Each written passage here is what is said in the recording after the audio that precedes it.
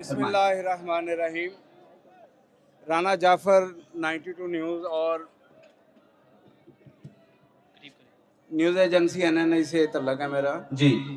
मेरा पहला सवाल ये है कि सर, हुकूमती वज़रा बार बार प्रेस कॉन्फ्रेंस कर रहे हैं कि आप बग़ैर इजाज़तनामे के जो है ये रैली निकाल रहे हैं।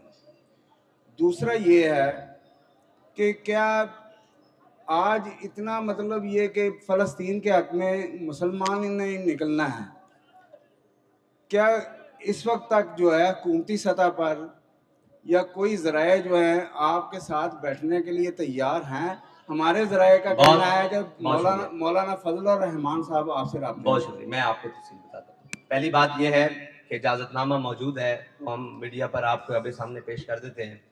और दूसरी बात यह है कि हमें कल ये राब्ता किया गया कि मुज़ाकरात हम आपसे बात करने के लिए तैयार हैं, लेकिन शर्त यह है कि आप अपने मार्च को रोकें। तो मार्च तकरीबन 24 घंटे हो गया है, यहाँ रुका हुआ है, लेकिन हुकूमत की जानिब से किसी जानिब से मुज़ाकरात का कोई अमल शुरू नहीं किया गया और ना ही राब्ता किया जा रहा है, ये तय कर लें। और जिन लोगों ने राब्ता किया है वो अपने तौर पर राब्ता कर रहे हैं, लेकिन उनको हुकूमत की तरफ से कोई जवाब नहीं मिल रहा मुज़ाकरात के लिए। पाकिस्तान के अंदर बहुत बड़ी सियासी शख्सियात भी हैं, मजहबी भी हैं, वो राब्ता करते हैं, लेकिन हुकूमत की जानिब से उन्हें कोई जवाब नहीं दिया जा रहा और हुकूमत सिर्फ डराने और धमकाने और प्रेस कॉन्फ्रेंसों पर लगी हुई है। और हम मुज़ाकरात के दरवाजे हमेशा के लिए खुले हैं, हमेशा के लिए खुले रहेंगे, मुज़ाकरात हमेशा होते रहेंगे। लेकिन बात यह है कि हमारी चाहत तो ये थी कि यहाँ कोई बात है ही नहीं।